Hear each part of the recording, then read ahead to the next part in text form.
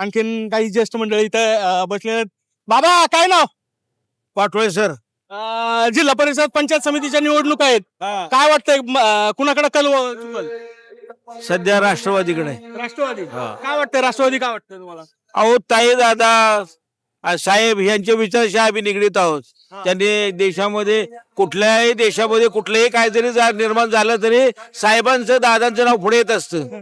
देशावर काही जगात हालत नाही. हा. त्यामुळं राष्ट्रवादी ही येणारच आहे. कुठली विकास कामं तुम्ही पाहताय की निराकोळवीरेमध्ये होणं गरजेचं आहे आणि करतील ते असं वाटतंय तुम्हाला? आता नेरेमध्ये बरेचसे रस्त्याची कामं चालू आहेत, परंतु अनेक प्रकारचे जे गटराची कामं आहेत, काही अंडरग्राऊंड होणारी गरज आहे.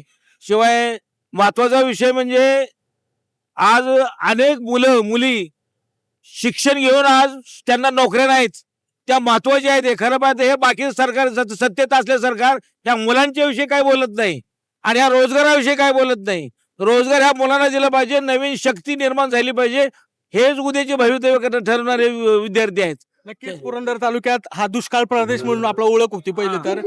गुंजवणीचा विषय असेल तर त्याच्यावर राजकारण झालं. हा. विमानतळ येते, विमानतळावर राजकारण होते. हा. तुम्ही स्थानिक नागरिक म्हणून काय विचार करताय? नाही, विमानतळ होणं गरजेचं आहे. पुरंदर तालुक्यामध्ये ह्या 35 किलोमीटरच्या परिसरामध्ये विमानतळ ह्या सर्वच गावांना चांगल्या प्रकारचं फायदेशीर आहे आणि 35 किलोमीटरच्या बाहेर असणाऱ्या गावांना एक चांगल्या प्रकारचं एक सुविधा निर्माण होणार आहे. अनेक प्रकारचे गोडाऊन, अनेक प्रकारचे हॉटेल्स आणि हे वेगळ्या प्रकारच्या रोजगाराच्या संधी निर्माण होणार आहेत.